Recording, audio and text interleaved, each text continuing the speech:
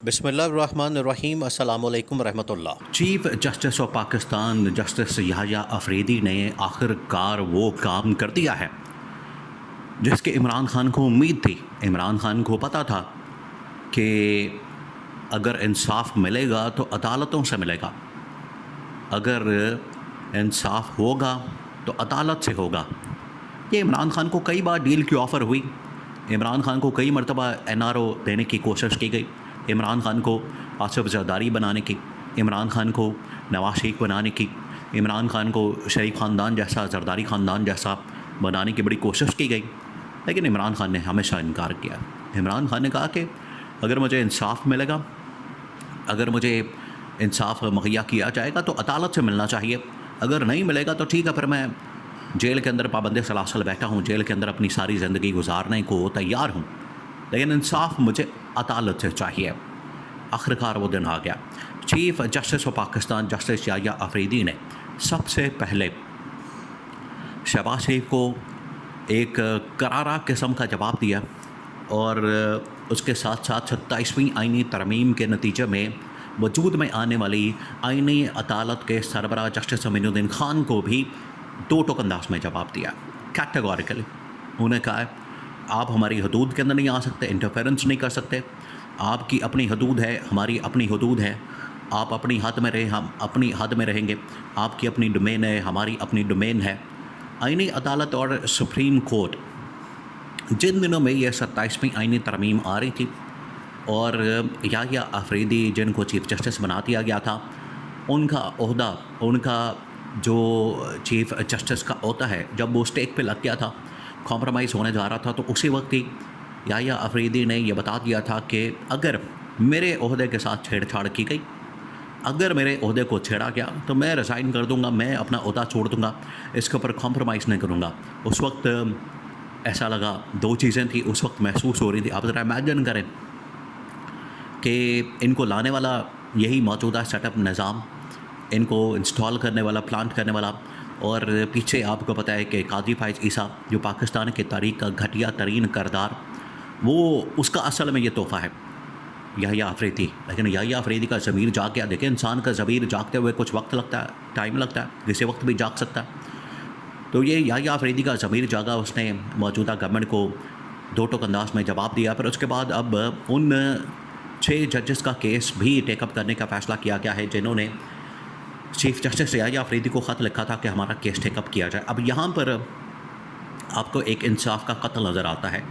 एक तरफ जहाँ पर उम्मीद नज़र आती है, वहीं पर आपको इंसाफ का एक कत्ल नज़र आता है। अब आपने इसको समझना, ये बड़ा अहम तरीन मामला, क्योंकि ये जो नुक्ता, ये बड़ा अहम है। इसके अंदर जो 6 जजेस ने ख़त लिखा था कि हमारे मामलात के अंदर मुदाखलत होती है, जब भी इमरान खान के केसेस लगते हैं तो उनको मैनिपुलेट करने के लिए, मैनेज करने के लिए, हैंडल करने के लिए हमें कहा जाता है। फिर उसके बाद हमें मुख्तलिफ़ तरीक़ों से फिर टॉर्चर किया जाता है, हमारे घर वालों को उठाया जाता है, फैमिलीज़ को उठाया जाता है, हमें मेंटली टॉर्चर किया जाता है, फ़िज़िकली टॉर्चर किया जाता है, घरों के अंदर कैमरे लगाए जाते हैं, इवन कि अपने बेडरूम के अंदर जब आप अपने घर वालों के साथ, बीवी बच्चों के साथ वक्त गुजारते हैं, उसके अंदर भी कैमरा, और रात के वक्त जो बीवी के साथ आपने वक्त गुजारना है उसके अंदर भी कैमरे लगा दिए गए। यहाँ तक कि 7 तक गिर गए थे।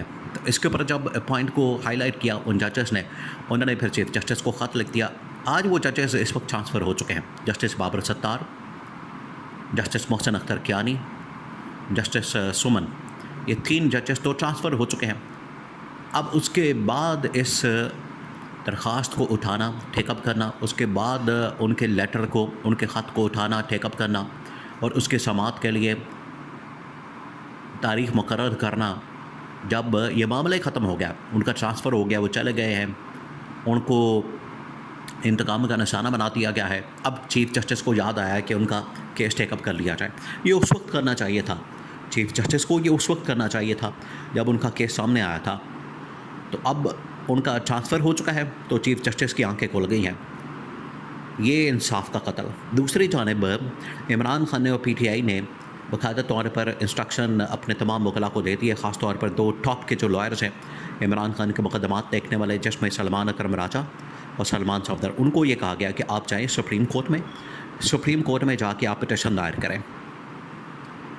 अब किस हवाले से देखें, इमरान खान जो इस वक्त पाबंद सलासल है, जेल के अंदर मौजूद है, जिसमें इमरान खान और इमरान खान की अहलिया बुशरा बीबी दोनों इस वक्त एक ही केस के अंदर जेल में हैं। बाकी उनके ऊपर जितने मुकदमात हैं, साइफ़र का केस, इद्दत का केस, तोशाखाना केस, बाकी जितने मुकदमात 9 मई के केसेस और 200 के करीब मुकदमात हैं, सारे के सारे फारिग हो चुके हैं।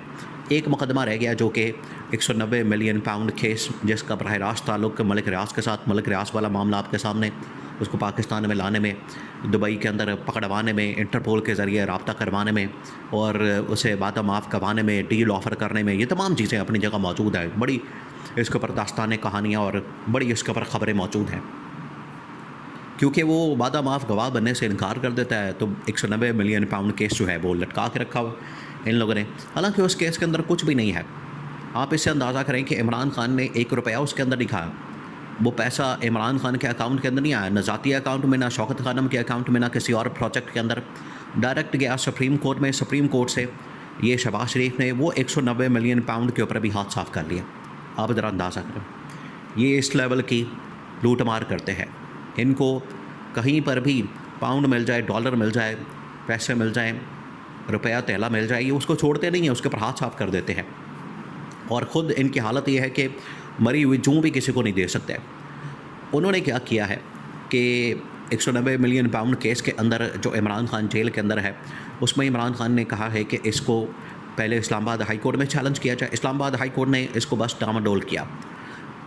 2 पिटिशन वहाँ पर दायर की गई, जिसमें पहली पिटिशन थी कि इमरान खान की पहले सज़ा को मुअत्तल किया जाए। सेकंड पिटिशन में, सेकंड फेज़ में आप इसकी जो पूरा केस है उसको फ़ारिग करें। बजाय इसको सुनने के इन्होंने क्या किया, इन्होंने मेन अपील लगा दी और जो सज़ा मुअत्तली अपील थी उसको फ़ारिग कर दिया। तो वहाँ भी 2 नंबरी justice Sarfaraz Dogar Islamabad high court के चीफ जस्टिस ने दिखाई। अब वहाँ से फ़ैसला किया गया इसको सुप्रीम कोर्ट में लाने का, कि सुप्रीम कोर्ट पाकिस्तान के अंदर चीफ जस्टिस याहिया अफरीदी के सामने इसको लगाया जाए। उसका अब ज़मीर जाग गया, थोड़ा बहुत उसको अंदर हलचल पैदा हुई है, अंदर उसका नज़र आया है कि वो कुछ कर सकता है। तो यही वो मौका है। अगर इस मौके पर याहिया अफरीदी डट जाता है, मुकाबला करता है, आइन और कानून के मुताबिक, अपने हलफ के मुताबिक फ़ैसला करता है, अपने ज़मीर के मुताबिक आइन और कानून को सामने रखते हुए फ़ैसला करता है, तो कोई शक नहीं कि इमरान खान को 2 मिनटों के अंदर रिहा किया जा सकता है। ना सिर्फ इमरान खान बल्कि इमरान खान की अहलिया बुशरा बीबी, दोनों को रिहा किया जा सकता है। लेकिन अगर वो फिर जाए, कॉल आ जाए, मैसेज आ जाए, डंडा आ जाए और दबाव आ जाए, प्रेशर आ जाए, तो फिर वो इमरान खान के ख़िलाफ़ भी फ़ैसला कर सकता है। तो ये 50-50 चांसेस, खुशखबरी के चांसेस मौजूद हैं। यहाँ पर इमरान खान की रिहाई, बुशरा बीबी की रिहाई हो सकती है और किसी वक्त भी दोनों को यहाँ से इस केस के अंदर अगर टेकअप किया जाता है, सुना जाता है, तो इमरान खान की रिहाई के चांसेस मौजूद हैं। क्योंकि मेरिट के ऊपर एक मरतबा केस सुना जाएगा, 2 मिनट ये केस नहीं टेकेगा और पूरा का पूरा केस ही धड़ाम करके ज़मीन बोस हो जाएगा।